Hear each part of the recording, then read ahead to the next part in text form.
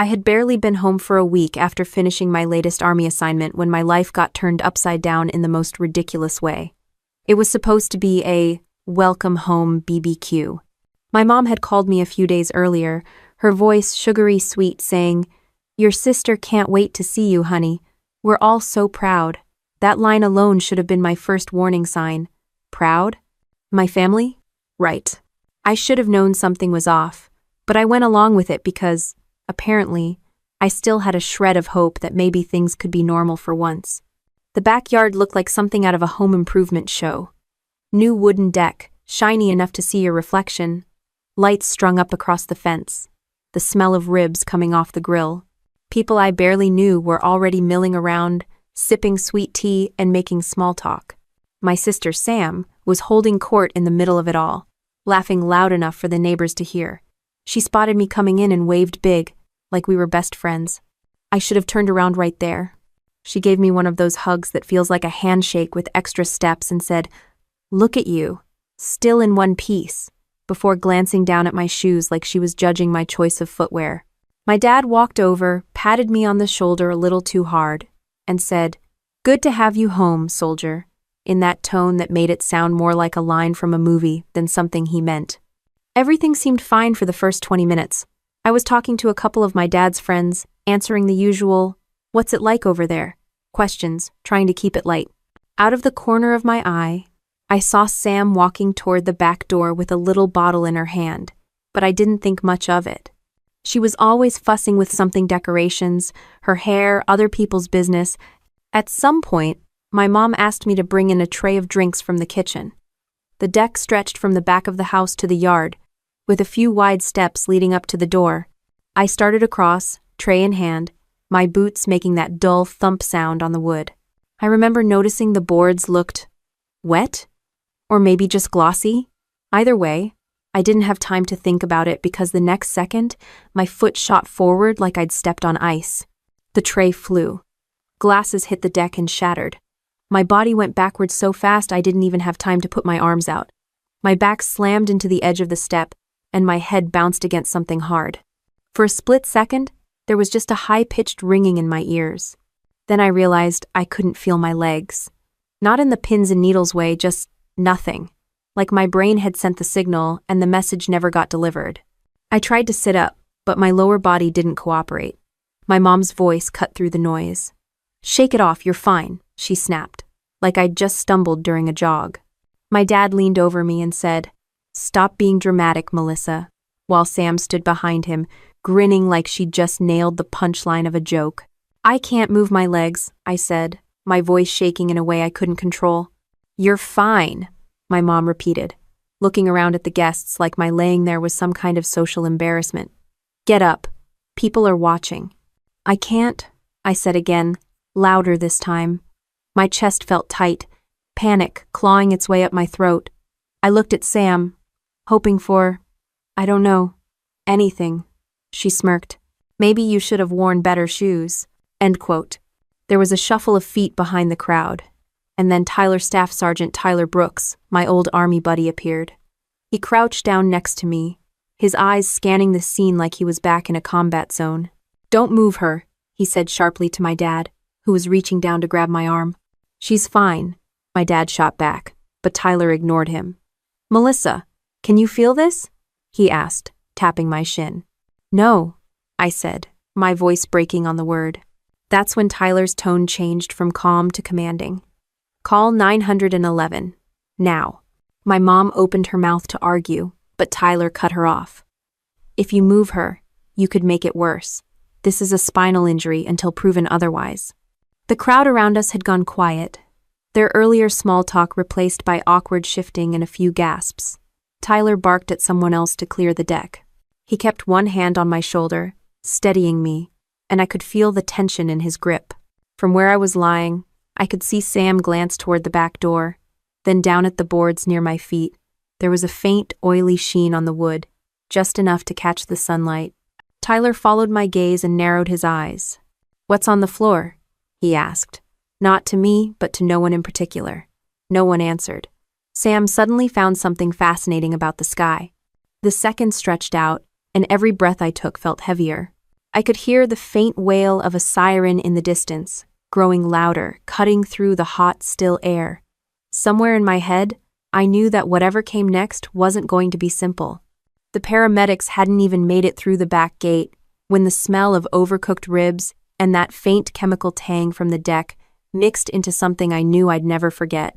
Lying there, I caught Sam shifting her weight from one foot to the other.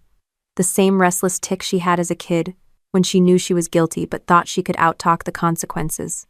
I didn't need to guess how we got here. My whole life had been one long warm-up act for moments like this.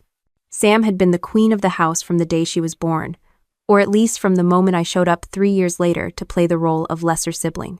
She was the golden child class president, homecoming queen, always so good with people. And me? I was the kid with scraped knees, library books in my backpack, and an uncanny ability to get blamed for things I didn't do. Our house in Savannah looked like it belonged on a postcard. White shutters, wraparound porch, perfect lawn. Inside, though, it was a constant stage play for anyone watching. My dad, Richard, believed in keeping up appearances like it was a religion. My mom, Margaret, acted like every family gathering was a PR campaign. If Sam wanted something, it was treated like a necessity. If I wanted something, it was unrealistic or selfish. I still remember being 16 and borrowing Sam's bike without asking. The chain snapped 2 blocks from home, and by the time I limped back with it, she was crying on the porch like I'd totaled her car. My dad didn't ask what happened, he just told me to hand over my allowance for the next 6 months to teach me responsibility. Sam didn't pay a dime. She got a brand new bike that Christmas. It wasn't just about stuff, either. If Sam was late to dinner, it was because she was busy. If I was late, I didn't respect the family. If Sam snapped at my mom, she was just tired. If I so much as sighed too loudly, I was disrespectful. You learn pretty quick in a house like that fairness isn't on the menu. The funny thing is, the favoritism wasn't subtle. Relatives noticed, teachers noticed, neighbors noticed. But when you grow up in it, you start to believe maybe you really are the problem. That was the whole point. Sam didn't just accept being the favorite, she weaponized it. She could mess with me in plain sight because she knew Mom and Dad would run interference. One summer when I was about 10, we were playing by the pool, and she thought it would be hilarious to push me in while I was holding a tray of snacks. I cracked my chin on the pool edge going in, blood everywhere. Mom's first reaction wasn't, "Is Melissa okay?" It was, "Look what you did to the patio." "Dad's? Stop crying, you're fine." "Sam?" She laughed so hard she had to hold on to the railing. By the time I was old enough to leave for college, I was already planning my escape route. ROTC was my ticket out. I figured if I put on a uniform and served my country, maybe I'd finally earn a little respect. Turns out, I was wrong about that too. My achievements were nice, but never as important as whatever Sam was doing. She could spend her weekends wine tasting, and somehow that was networking. In the Army, I found people who valued me for what I could do, not for how well I could play a part in some family charade. My commanding officers didn't care if my hair looked perfect or if I smiled enough for pictures. They cared if I could solve problems, meet deadlines, and take care of my team. That's why coming home was always such a shock to the system. Out there, I was Captain Grant. In my parents' house, I was still Sam's little sister. Even as adults, Sam kept the same playbook, turn any gathering into her stage, and me into the punchline. She'd tell stories from our childhood, leaving out the parts where she set me up, twisting them so I looked like a disaster magnet. People laughed because she was good at it. And I let it slide more often than not because pushing back just made me look sensitive. That's the thing about growing up like this. You learn to anticipate the hit before it comes. You walk into every room knowing the rules are different for you. So when Mom called me about that welcome home party, every nerve in my body told me it was a setup. But I went anyway, because some part of me still wanted to believe my family could see me for who I'd become, not just the role I'd been stuck with since birth. And there I was, back on that deck, looking up at the same sister who'd made a career out of seeing how much she could get away with. She had that same look in her eyes she used to get when she'd just flipped my Monopoly board in the middle of the game, smug, amused, absolutely sure no one was going to call her out. The sound of boots on the deck snapped me out of it. Tyler was still beside me, one hand steady on my shoulder as the paramedics stepped into view, their gear rattling in their hands. The late afternoon sun caught the edge of the deck boards, lighting up that slick patch like a spotlight. You didn't need to be a detective to know something had been done on purpose. The clink of metal gear from the paramedics hit me in the same part of my brain that used to snap to attention in the motor pool overseas. That sound had always meant help is here in my world. Back home, it just reminded me how far I'd come from the kid who couldn't wait to get out of this house. The decision to join the army wasn't some spur-of-the-moment teenage rebellion. I'd been thinking about it since middle school, the first time I realized there was a bigger world outside Savannah where nobody cared who my sister was. I wanted somewhere my last name didn't automatically come with baggage. ROTC in college was the perfect doorway. While Sam was off at a state university majoring in something like communications and partying her way through Greek life, I was learning how to break down an M4-inch under a minute and running 5 miles before breakfast. She got Instagram likes for wine tastings. I got calloused hands and a scholarship. My dad tried to take credit for the idea, saying it was the discipline I needed, like I was some delinquent he'd saved. My mom told people I was going through a phase and would probably settle down soon. Neither of them asked what I actually wanted out of it. The truth? I wanted distance, not a polite holiday break. Real, physical, unbridgeable distance. Basic training was a shock to some, but for me, it felt like freedom. Yelling, rules, long hours. I'd grown up with all that, at least now it came with structure and a paycheck. In my family, nothing I did was enough. In the army, if I hit the standard, I'd earned my place. Over the years, I carved out my path in logistics.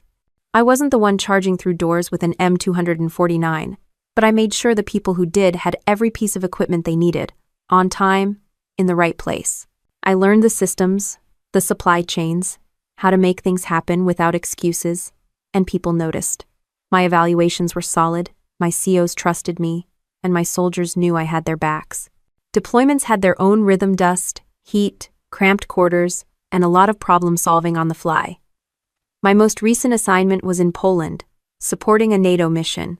Long days, cold nights, endless pallets of supplies.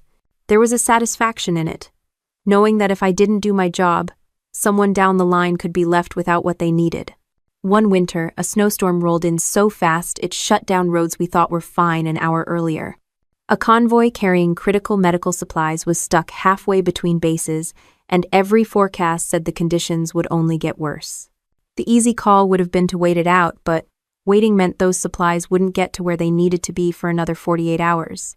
We rerouted trucks, pulled in drivers from 2 other units, and got the convoy moving with a new escort before the storm closed in completely. When the last truck rolled through the gate, tires caked in ice, the CO just gave me a nod, the kind of acknowledgement that means more than a medal. It wasn't about glory.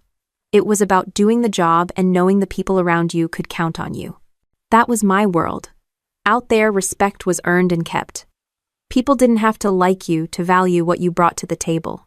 And maybe that's why coming back to Savannah always felt like stepping into some warped time machine. My rank didn't matter in my parents' house. My deployments were interesting stories for them to tell at dinner parties, right before changing the subject back to Sam's amazing PTA fundraiser. Tyler had been one of the constants in that world. We'd met during my second year in, when he was the medic assigned to our unit for a joint exercise.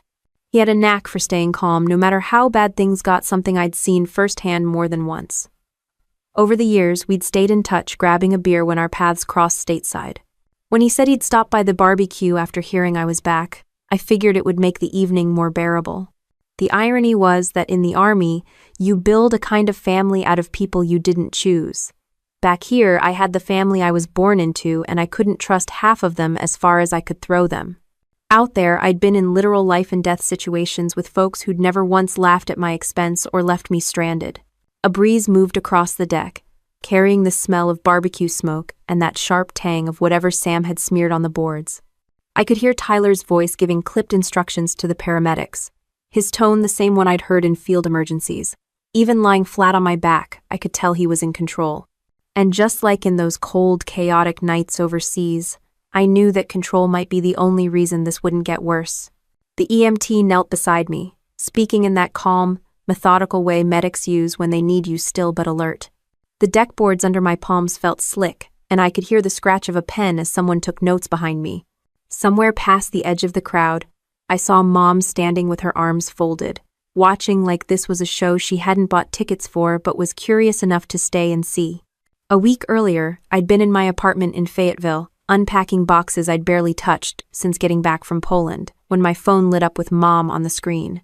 I stared at it long enough for it to almost go to voicemail before I swiped to answer. "Melissa! Finally! I've been trying to get hold of you," she started, skipping over the fact that she hadn't called once while I was deployed. Her tone had that rehearsed brightness that always meant there was a favor involved. "What's up?" I asked, keeping my voice neutral. "We're throwing a welcome home party for you next weekend," Sam insisted. "Isn't that sweet?" she said, the same way she might announce a charity bake sale. I let the words sit for a second. "Sam insisted?" I repeated, like maybe I'd misheard. "Yes. She says it's been far too long since the family's been together. Everyone will be there. We've redone the deck. Oh, you'll love it. It's just perfect for hosting now." And the last time Sam had been insistent about my attendance was when she wanted someone to pick up the catering bill for her engagement party because her fiancé's card wasn't going through. My gut told me this was cut from the same cloth. "I appreciate the thought," I said, which was only half a lie. "But I'm not sure." "Oh, don't be difficult, Melissa. You're family. People expect to see you. It would be rude not to show up." She cut in, her voice slipping into that low, scolding register that used to end arguments when I was a kid. There was a pause where I almost said no. Almost. Then she added, "Sam's been telling everyone how excited she is to see you. Don't make her look bad." That one was calculated.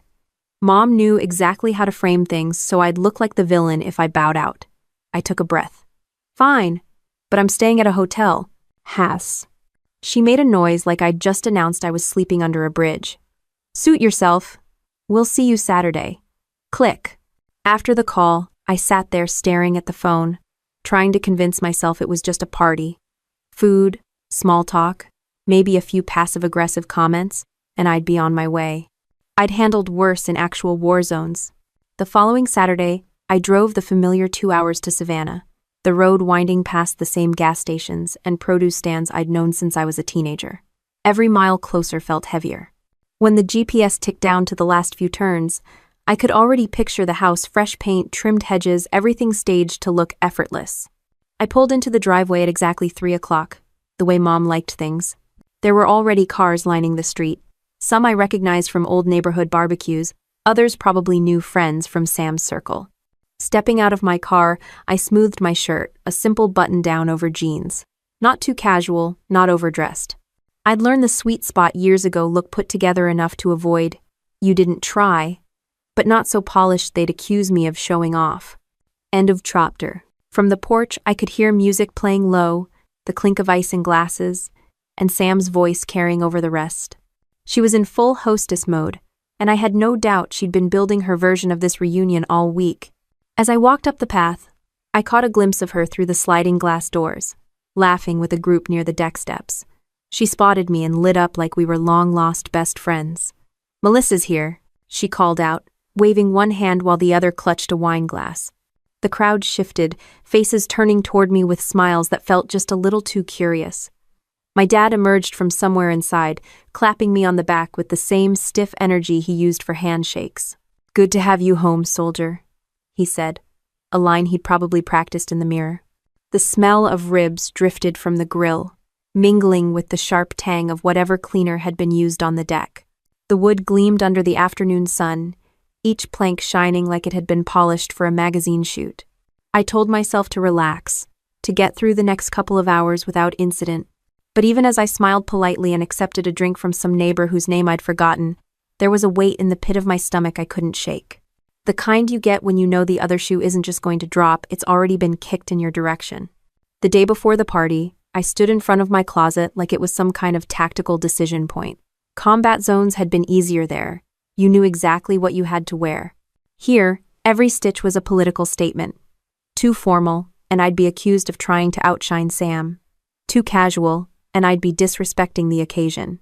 I went with a fitted navy blouse and dark jeans, paired with low-heeled boots. Comfortable enough to move in, polished enough to keep the peanut gallery quiet.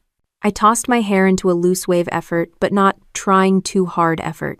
It was ridiculous how much mental energy I spent calibrating this stuff, but in my family, presentation was half the battle. While I packed an overnight bag for the hotel, my phone buzzed.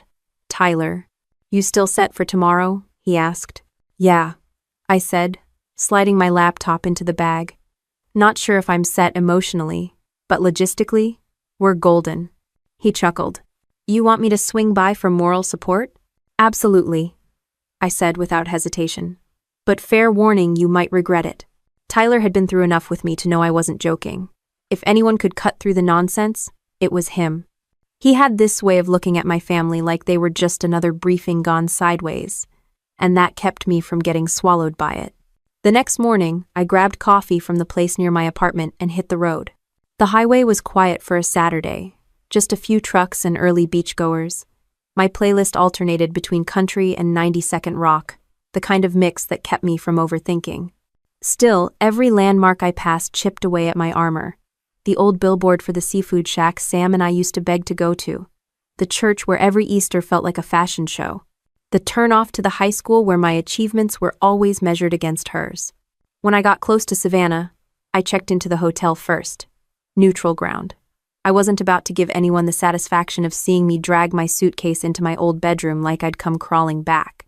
The front desk clerk handed me my key with a polite smile, and I promised myself I'd be back here before midnight, even if I had to invent a reason to leave early. In the mirror above the desk, I double-checked my outfit. No stains, no wrinkles. I dabbed a little powder over my nose and told myself this was just a social event. 2 hours. Maybe 3. Then I'd be done.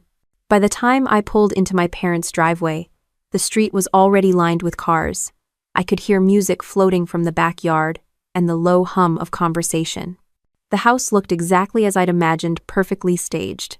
I took a breath, grabbed the bottle of wine I'd picked up as a peace offering, and stepped out of the car. As I walked up the path, I rehearsed my neutral responses. Yes, it's good to be home. Poland was interesting. Yes, I'm still in the army. Keep it short, keep it light, don't give anyone an opening. From the back, I could hear Sam's laugh loud, animated, the center of attention. I spotted her through the glass doors, wearing a sundress in some bright floral print, her hair curled like she'd just stepped out of a salon. She was holding court, a cluster of guests hanging on her every word.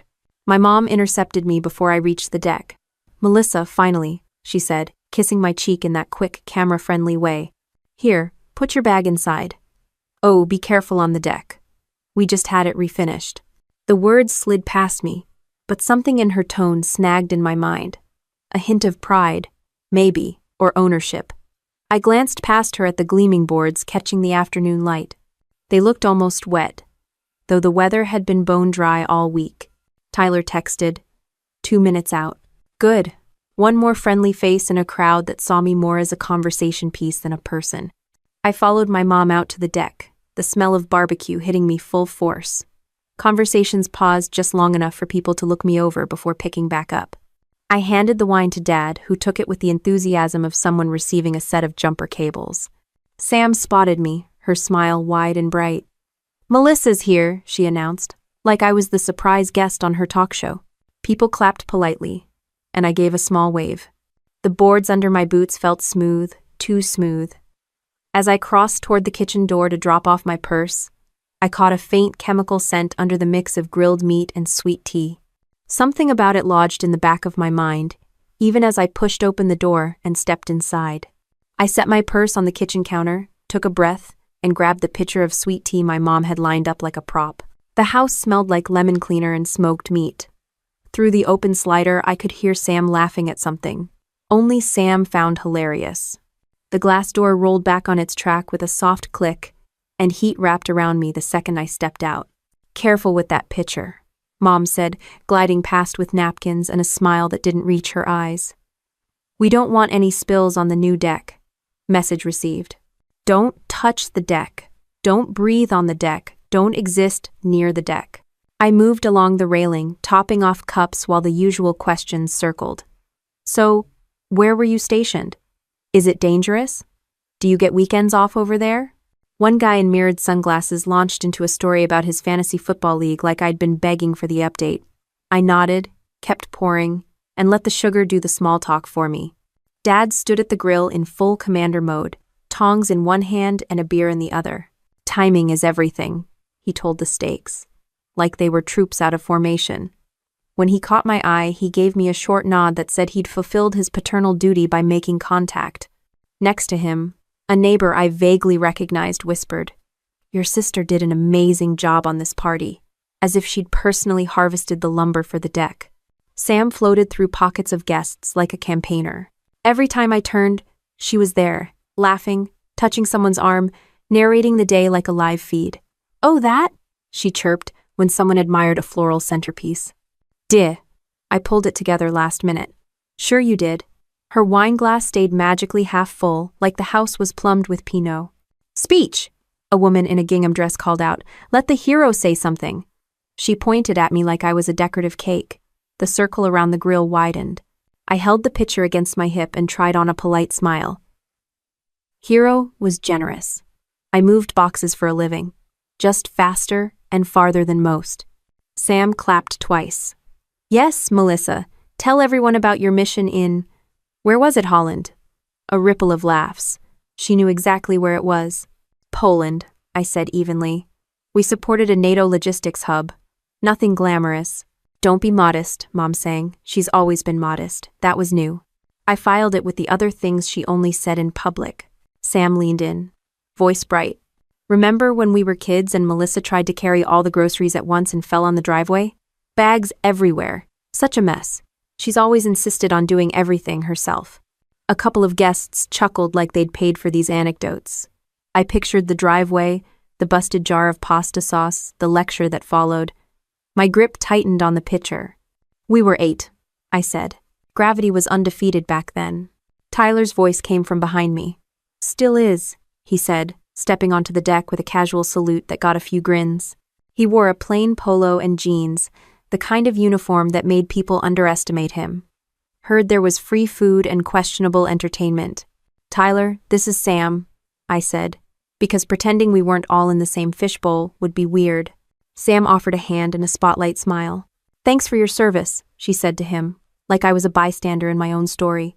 "Sure," Tyler said, shaking once.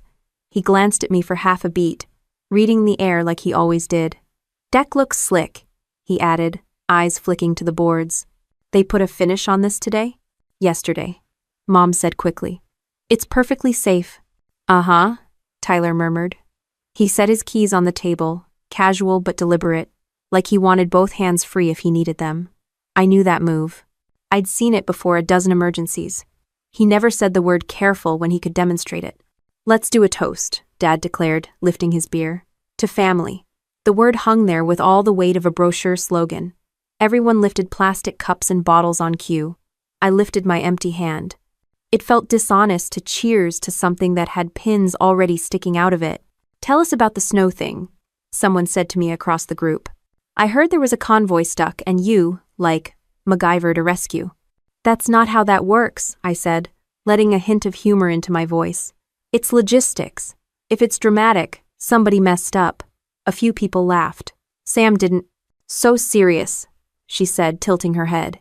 "You should relax. You're home." "Working on it," I said. I took a breath and looked around. The deck gleamed like a showroom floor.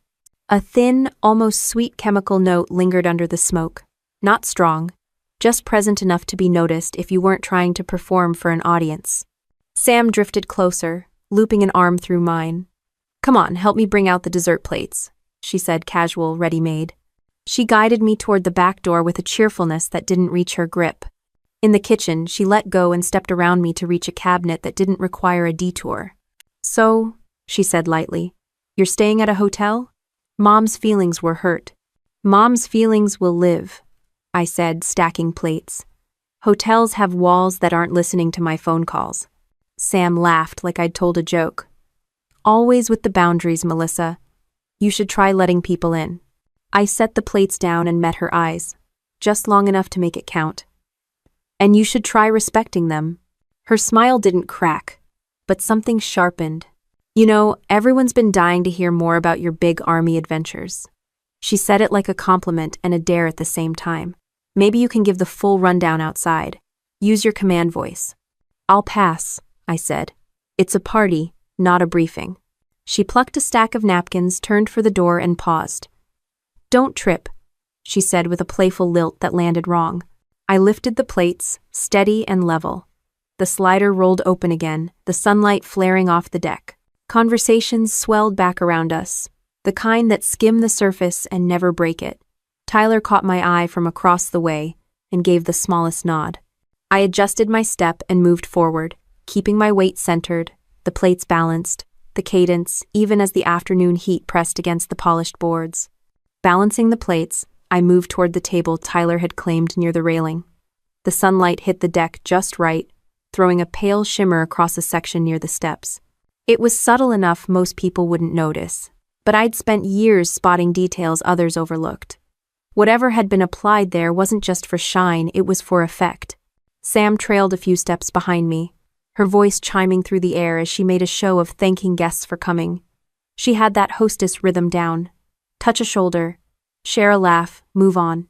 It was almost impossible to tell when she was acting unless you'd grown up with her and recognized the little flashes that slipped through. I set the plates on the table, thanked Tyler for saving me a spot, and scanned the crowd. My sister's movements were too precise, too measured for someone supposedly juggling a dozen guests. She kept drifting back toward the same section of the deck, eyes flicking to the boards like she was checking her work. Tyler leaned in. Something's off, he murmured. I didn't answer right away, but I followed his gaze. A bottle of water sat on the edge of the railing, positioned like it had been forgotten. Except the cap wasn't on tight, and the label bore a faint smear of something waxy. You see that? I asked quietly. Yeah, he said. That's not bottled in Savannah. The more I watched, the more it clicked. The overly polished boards, the faint chemical scent, Sam's sudden interest in walking people through that exact area. And then there was her smile, the one she used when she thought she was 3 steps ahead. I made my way back inside under the pretense of grabbing more napkins. From the kitchen window, I had a clear view of her crouching by the steps, pretending to adjust the welcome mat. Her hand brushed the wood like she was smoothing something invisible. When she stood, she caught sight of me watching. Her smile didn't falter, but her eyes narrowed just a hair, like she'd been caught in the middle of a move and dared me to call it. I turned away, opened a drawer for effect, and found the silverware. My pulse was steady, but my mind was mapping possibilities. If she'd coated that section with anything slick, she'd set up a perfect accident easy to write off as clumsiness, impossible to prove without catching her in the act. Back outside, she was holding court again, a glass of wine in hand, telling a story about Melissa the overachiever in a tone that danced on the edge of mockery. The group around her laughed on cue, feeding her momentum. Tyler caught my eye, his expression shifting to the same one I'd seen in the field when a plan needed to be intercepted. I gave the smallest shake of my head. Not yet. Sam noticed the exchange. What's the matter? She called over. Plotting your escape? Just making sure everything's squared away, I said. My voice was even casual, the way you talk when you're reading a map and don't want the driver to know you're lost. She grinned, sipping her wine. Good. Wouldn't want any surprises. It was theater, all of it. The polished deck, the crowd placement, her position near the steps. Every part of it was crafted for maximum visibility. If something happened, half the guests would swear they saw me trip on my own. The breeze shifted, carrying the smell of barbecue smoke mixed with that faint, sweet chemical note again. I walked to the cooler, pretending to grab another drink, and used the angle to inspect the boards. The sheen was uneven thin in some spots, heavier in others, like it had been applied by hand, not a roller. From the corner of my vision, I saw Sam lean toward one of her friends and whisper something. The friend laughed, eyes darting toward me before she covered her mouth. I stood, drink in hand, letting the weight of the moment settle. She wanted an audience, and she had one. All that was left was the main act. Tyler drifted closer. You want me to run interference? He asked under his breath. Not yet, I said. My voice was steady, but my mind was already calculating angles. If she thought she was in control, she'd get sloppy. And when she did, I'd see it. A few minutes later, my mom appeared from the kitchen with a tray of glasses. "Melissa, can you take these to the far table?" she asked. Her tone was light, but her eyes flicked towards Sam, like this was a baton being passed. I took the tray without a word, my boots making that low, solid sound against the boards as I crossed. The sunlight hit the slick patch, and for a split second, it flashed like ice. Behind me, I heard Sam's voice, low but clear enough to catch. "Watch this." The word watch had barely left her mouth when my left foot hit that section of deck. It wasn't a normal slip, the boards felt like they'd been greased with glass. The tray jerked forward, my boot lost traction, and the weight of my body pitched sideways faster than I could correct. The sound of glass shattering was sharp enough to cut the air. My hip slammed the deck, then my shoulder, and finally the back of my head, the shock ringing in my ears. But it was the next sensation, or the absence of one, that froze me. My legs didn't feel like they were there. The crowd gasped, a few voices calling my name. Somewhere to my right, someone laughed quickly, swallowed by a fake cough. I tried to sit up, but my body wouldn't cooperate. My hands were steady enough to push against the boards, but below my waist, nothing. Just a strange, heavy numbness, as if my body ended at the belt line. "Melissa, get up." Mom's voice cut through, sharp and impatient, like I'd dropped the dessert on purpose. "I can't," I said. My voice came out flatter than I intended. Sam appeared in my field of vision, crouching down with that mock concern she'd perfected. "Oh, come on, Mel. You've taken worse hits in the army. Shake it off." "I'm serious," I said. My hands were starting to tremble, not from pain, but from the creeping realization that this wasn't temporary. Tyler was suddenly there, his shadow blocking the sun. He didn't waste time asking questions. "Nobody touch her," he ordered. His voice was clipped, the kind that made people listen even if they didn't want to. "She's fine," Dad said, stepping forward. "She just needs to stand up." "Back up!" Tyler's eyes locked on him, then scanned the deck. He knelt beside me, checking my breathing, my pupils, his hands moving with calm precision. "Melissa, can you feel this?" he asked, pressing against my thigh. "No," I said. The word was small, but it hit him like a report. He turned his head toward the guests. "Call 911. Now. Tell them possible spinal injury." Mom's voice sharpened. "That's not necessary, she's making a scene." Tyler didn't even look at her. "If you want to explain to a trauma surgeon why you delayed care, be my guest." A neighbor pulled out a phone and started dialing. I kept my eyes on the sky, blue, cloudless, perfect, the kind of day people write postcards about. My breathing stayed even, but inside, everything was sliding out from under me. The Army trained you to handle injury, to push through pain, but they also taught you to read your own body, and my body was screaming in silence. Sam stood up, brushing off her dress like she'd just kneeled to tie a shoe. "Honestly, Mel, you're so dramatic," she said, loud enough for the people on the other side of the deck to hear. Something in Tyler's jaw twitched. "You," he said to her, voice low but edged. "Move back." End of chapter. She smirked, but stepped away, joining a cluster of guests who were whispering behind their hands. The chemical tang from the slick patch was stronger now, probably from the heat baking it into the air. I could see the faint shimmer of it from where I lay. Every detail from the past hour clicked together like rounds chambering her trips to that spot, the sheen on the boards, her whispered, "Watch this." End quote. The paramedics arrived faster than I expected, moving through the crowd with controlled urgency.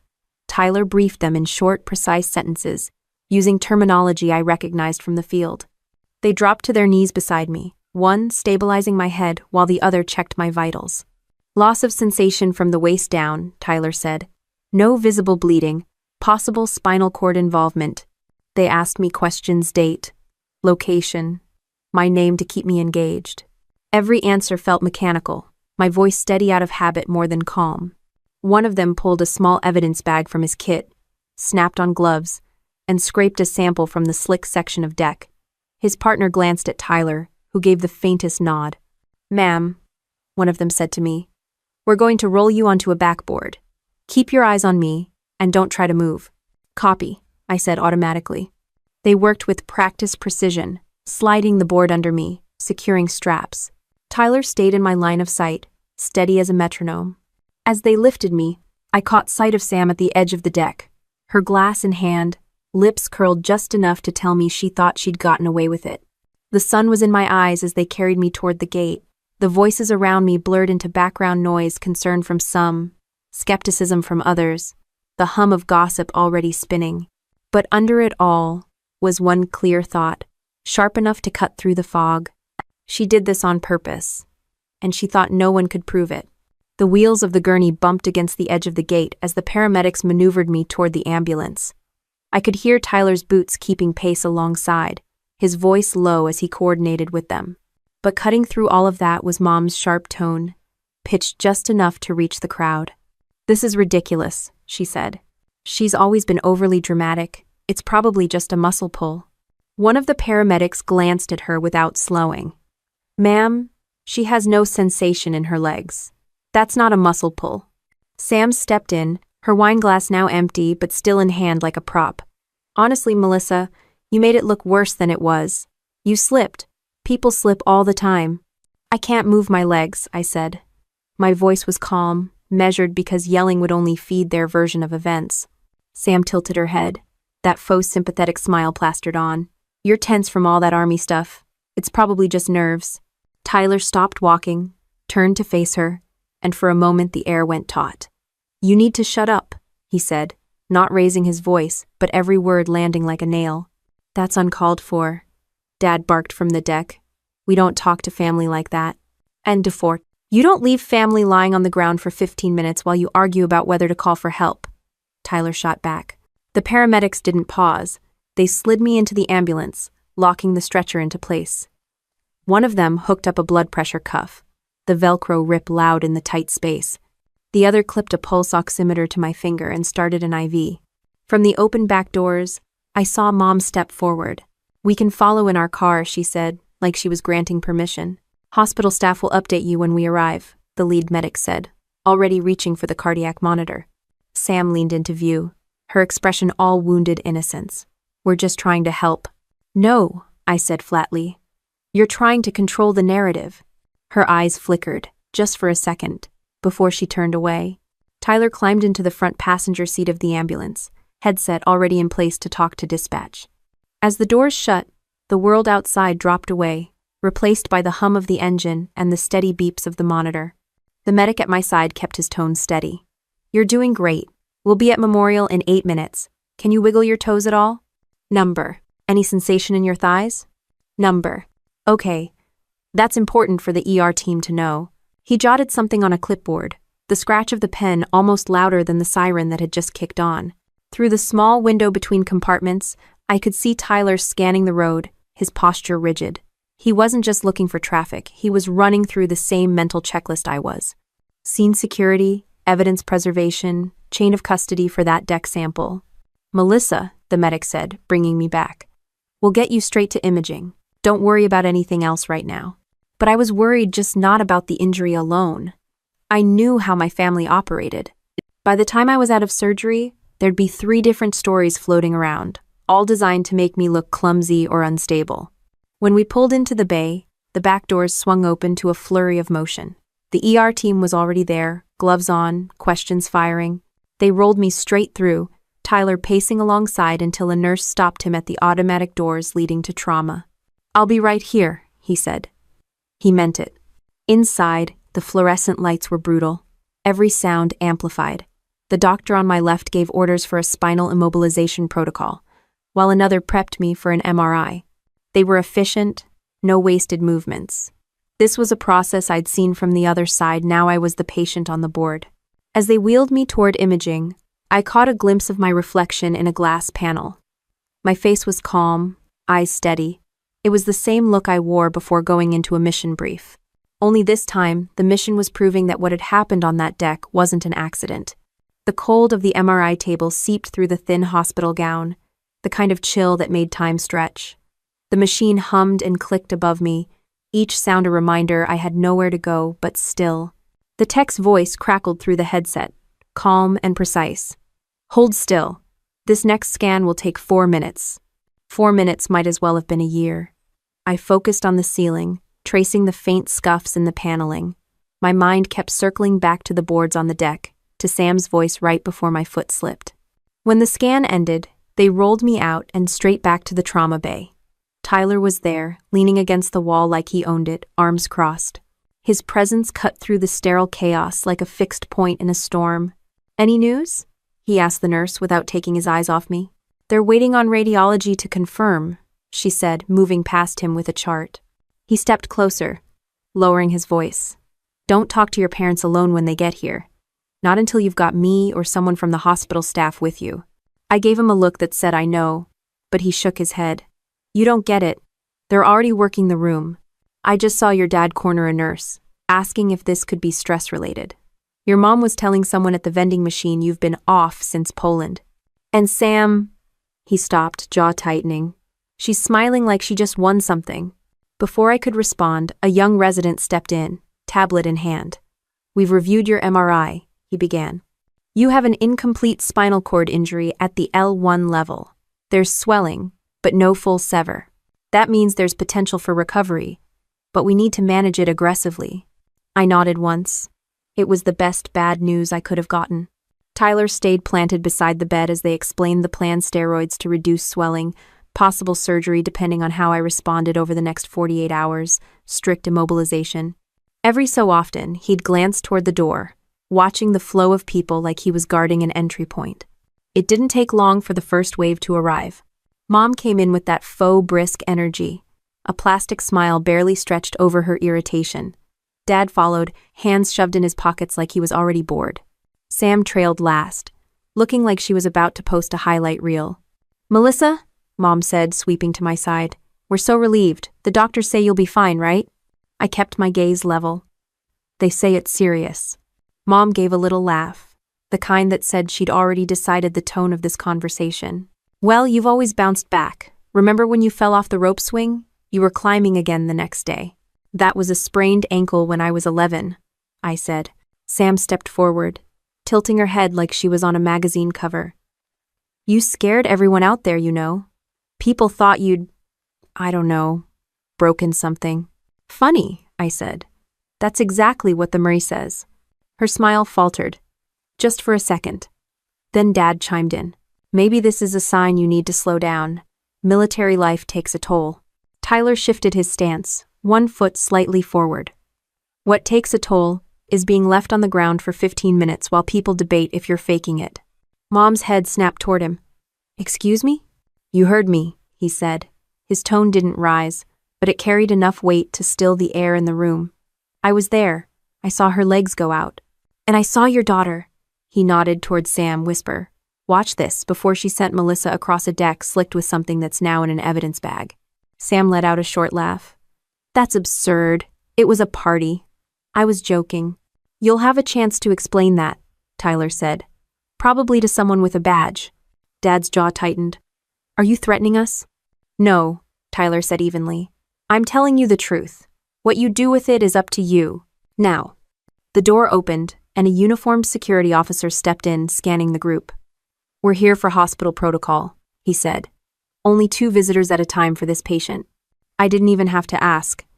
Tyler stepped closer to my bed. "Me and her mom will stay," he said, nodding toward the nurse's station. "The rest can wait outside." Sam's glare was sharp enough to cut glass, but she turned and walked out. Dad followed, muttering under his breath. As the door shut, Tyler leaned in just enough for only me to hear. "You focus on healing. I'll handle making sure the truth doesn't get buried." For the first time since hitting that deck, I let out a slow breath. Not because I felt safe in the hospital, because I knew someone in the room had my back without a single condition attached. The next morning, the room felt colder, though the thermostat hadn't moved. The overnight nurse had left my chart clipped to the foot of the bed, a silent reminder that my body had turned into a case file. Tyler had gone to grab coffee, and the quiet was almost thick enough to chew. The door opened, and Dr. Klein, the attending neurosurgeon, stepped in. His voice was direct, professional, but not unkind. "Melissa, I've reviewed the MRI and your neurological exam. The swelling has stabilized, but you have a confirmed incomplete spinal cord injury. The level is still L1, consistent with yesterday's findings." I nodded because I'd already felt the truth in my own body. What's the window for recovery? Best case scenario, partial function returns over months with aggressive rehab, he said. Worst case, you adapt to permanent loss of function below the waist. Surgery could improve your odds, but there are risks. What kind of risks? I asked. Bleeding, infection, worsening of the injury, he said. But if the cord pressure increases, doing nothing will cost you more in the long term. Before I could answer, Tyler walked in with 2 coffees, catching the last part. He set one on my tray table. We're not deciding anything without full information, he told the doctor. And without knowing what caused this in the first place, Dr. Klein hesitated. I've also reviewed the incident report from the paramedics. There was mention of a foreign substance on the deck surface where you fell. And crest. Yeah, I said. My sister put it there. The doctor didn't flinch. That's not my jurisdiction, but medically speaking, the nature of the fall matches the pattern of injury. A sudden slip with rotational force is consistent with the imaging. So it's not just bad luck, Tyler said flatly. No, Dr. Klein confirmed. It's an avoidable mechanism of injury. He gave me a measured look. Your recovery will depend on how quickly we reduce inflammation. I recommend we schedule surgery within the next 6 hours. I signed the consent without hesitation. I'd faced worse odds before, just never with my own spine on the line. When he left to prep the OR, Tyler sat in the chair beside my bed, elbows on his knees. You realize, he said, that MRI just did half the work for the investigators. The injury matches the fall, and the fall matches the deck sample. End pal. I also realize my parents are probably out there talking about how clumsy I've always been, I said. You let me worry about that, he replied. You focus on not letting them see you break. He was right. In the military, you learn to split your attention, one eye on the mission, one on the threats. This was no different, except the threats had my last name. A knock on the door broke the moment. A hospital administrator stepped in with a clipboard, followed by a man in a navy blazer who introduced himself as Detective Harris from the Savannah PD. His tone was neutral, but his eyes were already scanning for tells. I understand there's a question about how your injury occurred, Harris said. I kept my voice steady. It wasn't an accident. The section of deck was treated with something slick. Witnesses heard my sister say, "Watch this," right before I fell. The paramedics collected a sample, Tyler added, and I heard it. I was 20 feet away. She positioned Melissa right where she'd coded the boards. Harris made a note without looking up. We'll be reviewing the sample with our lab. There may be follow-up interviews. Do what you need to do, I said. Just make sure she doesn't get the chance to do it to someone else. The administrator cleared her throat. We flagged your visitor list. No one enters without your consent. End of 20. Good, Tyler said. Start with her sister and parents. Once they left, the room was quiet again, except for the rhythmic beep of the monitor. Surgery was in motion, law enforcement was involved, and the MRI had given the injury a name that no one could spin into just a bruise. Tyler leaned back in the chair, crossing his arms. You've got the truth on your side now. That's not always enough, but it's a hell of a start. I met his gaze, the coffee cooling between my hands. It's all I need to keep going. The smell of antiseptic lingered when I woke from surgery, my lower back aching in a deep alien way. Tyler was still there, his chair pulled close enough that I could see the fatigue in his eyes. You're out of the woods for now, he said. They decompressed the cord, no complications. Before I could answer, Detective Harris appeared in the doorway, holding a small manila folder. He stepped in, closing the door behind him. Lab results came back on that deck sample, he said. It's a commercial-grade floor polish, concentrated, not diluted, applied in a way that maximized slipperiness. Meaning intentional, Tyler said. Meaning deliberate, Harris confirmed. Combined with multiple witness statements, it's enough for reckless endangerment charges. We're drafting the warrant. I felt the words, land. It wasn't satisfaction, it was clarity. Harris opened the folder. Your sister will be taken into custody. As for your parents, the delay in calling 911 and discouraging medical care falls under potential criminal negligence. We're coordinating with the DA's office. Tyler gave a short nod. Good. Harris glanced at me. The DA will also want to know if you intend to pursue civil action for damages. I intend to, I said without hesitation. If they thought keeping it in the family meant no consequences, they're about to learn otherwise. N. He made a note, then added, "One more thing, your sister's initial statement to us included a line about you being off balance since returning from Poland. She's trying to lay groundwork for an accident defense." I let out a slow breath. She's not as clever as she thinks. My medical records will say otherwise. After Harris left, Tyler pulled out his phone. "You'll have Army legal on this too. If they get wind of a service member injured in a criminal act, there's a whole other set of proceedings." And he was right. By the end of the day, a representative from the Army's Medical Evaluation Board visited my room, taking notes while explaining the process. "We have to determine your fitness for continued service," she said. "This injury may impact deployability." The thought of losing my career landed heavier than the idea of court. The Army wasn't just a job. It was the spine of my adult life. The one thing I'd built without my family's help or interference. Tyler caught my eye after she left. "Even if you can't deploy, you've got options. Stateside positions, advisory roles. You're not done unless you decide you are." I knew he was right, but my mind was already calculating timelines. Rehab, court dates, Main B hearings. Each one was another arena where the truth had to hold its ground. The hospital kept my visitor list locked, but that didn't stop the attempts. Security logged 3 tries by my parents to drop off things, and 1 by Sam using her friend's name. The last one earned her a trespass warning from hospital police. Meanwhile, Tyler coordinated with the DA's office, handing over the names of guests who'd heard her "watch this" comment. The list was longer than I expected, apparently. Sam's love of an audience had done her in. News traveled fast in a town like Savannah. By the 3rd day, local reporters were calling the hospital asking for statements. I didn't give them one, but someone else did, an anonymous family friend painting Sam as a misunderstood sister caught in an unfortunate accident. Tyler showed me the article on his phone. "They're trying to work the sympathy angle," he said. "Then they don't realize," I said, "that the sympathy's already shifted." Court proceedings moved faster than I thought possible. The DA filed charges against Sam, reckless endangerment and assault, and opened an investigation into my parents for criminal negligence. The civil side was slower, but my attorney assured me that the combination of medical costs, lost income, and pain and suffering would push damages into 6 figures. Every time I heard the words "reckless endangerment" applied to Sam, I thought about her face on the deck, calm, smug, certain no one would call her out. That certainty was crumbling now, piece by piece. Tyler leaned on the bedrail one afternoon, watching me work through the rehab exercises the physical therapist had cleared. "You know," he said, "most people would have let this crush them by now." "Most people," I replied, holding the stretch, "never had to grow up under my parents." He grinned faintly. "Fair point." The legal walls were closing in on them, and for once, I wasn't the one trapped inside. The first day of inpatient rehab hit like a field exercise you didn't get a briefing for. The therapist, a former college athlete named Marcy, didn't waste time. "We're starting with transfers from bed to chair," she said, setting the brakes on the wheelchair.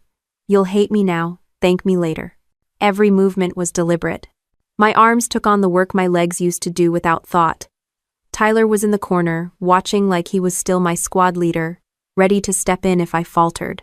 But I didn't, not once.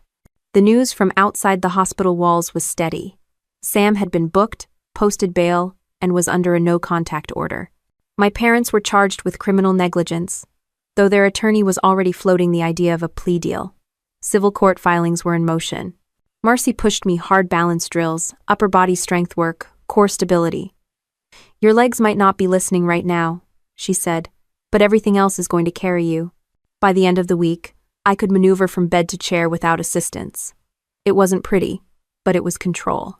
One afternoon, Tyler came in carrying a thick envelope. "From your attorney," he said, "settlement offer." I opened it, scanning the pages. The numbers were high, covering medical costs, future care, lost wages, and damages. But it came with a clause: no public statements about my family. I slid the papers back in the envelope. Not a chance. They don't get to buy silence. Tyler grinned. "Didn't think you'd go for it." Court day for Sam came sooner than expected. I rolled into the courthouse in my dress uniform, every metal polished, hair regulation neat. The prosecutor laid out the case with clinical precision deck sample analysis, witness testimony, the timeline of events. When it was my turn, I kept my statement factual. I've faced dangerous situations in service to my country, I told the court. I didn't expect to face one at a family gathering. This injury was not an accident, it was a choice someone made, knowing the risk. Sam avoided my eyes the entire time, the jury didn't. The verdict was guilty on all counts. She was sentenced to 3 years in prison, with no parole before serving 18 months. My parents' case was next. They pled no contest to avoid trial, taking probation and mandatory community service. It wasn't jail time, but it was still a conviction on record. Back at rehab, Marcy was waiting with a new challenge, walking with forearm crutches. The first attempt was shaky, each step a conversation between my brain and my body with static on the line. But the second was better. And the third. Tyler was there for every milestone. When I managed 5 steps without losing balance, he said, "That's 5 more than they expected." Justice wasn't the same as healing, but both moved forward in parallel. The Army MEB completed its review, ruling me fit for continued service in a stateside logistics advisory role. It meant I could keep my rank, my benefits, and my uniform. 2 months after the fall, I walked slowly but on my own out of the rehab center. The air outside felt different, not because of the weather, but because I wasn't walking into someone else's narrative anymore. Tyler drove us straight to the VFW hall, where a few of my old unit buddies had gathered. "We figured you'd rather celebrate with people who actually have your back," he said. We sat around telling deployment stories, the kind where the worst days turn into the best laughs. Somewhere between the coffee refills and the handshake from a fellow vet with a prosthetic leg, I realized I didn't feel like a victim anymore. I'd been injured, I'd been targeted, but I'd also fought back, in court and in rehab, and walked out standing, if not the same, then stronger in ways that counted. The sun was already climbing over the Savannah skyline when I wheeled into the Veterans Center, the same one I'd first walked into after rehab. These days, I didn't come here for therapy. I came here to teach it. 2 years had stretched and reshaped my life in ways I couldn't have predicted. My mornings were split between my advisory role at Hunter Army Airfield and the mentorship program I'd built for female service members and veterans navigating life after injury. Afternoons, I worked one-on-one with women learning how to reclaim mobility, whether that meant mastering a wheelchair ramp or taking their first steps on crutches. Today's group was a mix, 1 Army, 1 Air Force, and a Marine who had just gotten her first set of forearm crutches. I recognized the look in her eyes when she stepped into the room, that sharp blend of determination and dread. I'd worn it myself the first time Marcy handed me a pair. We worked through the drills, each woman hitting her own version of a wall. And when they did, I reminded them, "Your body might argue with you, but you get the final say." It wasn't just a line, it was a truth I'd earned the hard way. During a break, my phone buzzed. Tyler's name lit the screen. He was still in Savannah, running a security consultancy and occasionally checking in on me like I was still on his squad roster. "You still on for dinner tonight?" he asked. "Wouldn't miss it," I said. "Good. And hey, heard through the grapevine your sister's up for parole review." The words didn't sting the way they once would have. "Let them review. She earned her time." He paused. "You ever think about talking to her again?" "No," I said simply. Some bridges aren't worth rebuilding. By the time the session wrapped, the Marine on crutches had made it the full length of the parallel bars without stopping. Her grin reminded me exactly why I kept doing this. Driving home, I passed the courthouse where Sam had been sentenced. The sight didn't bring anger anymore, just a quiet acknowledgement of what had changed. My parents had moved to Florida, probably hoping distance would rewrite the story, but I'd stopped reading their version long ago.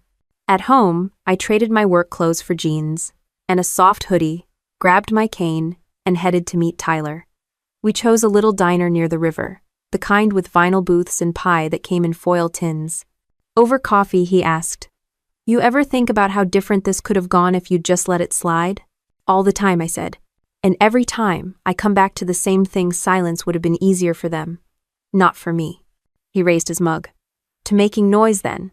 He clinked mina against his. Walking back to my car, the air was warm with the hint of salt from the river.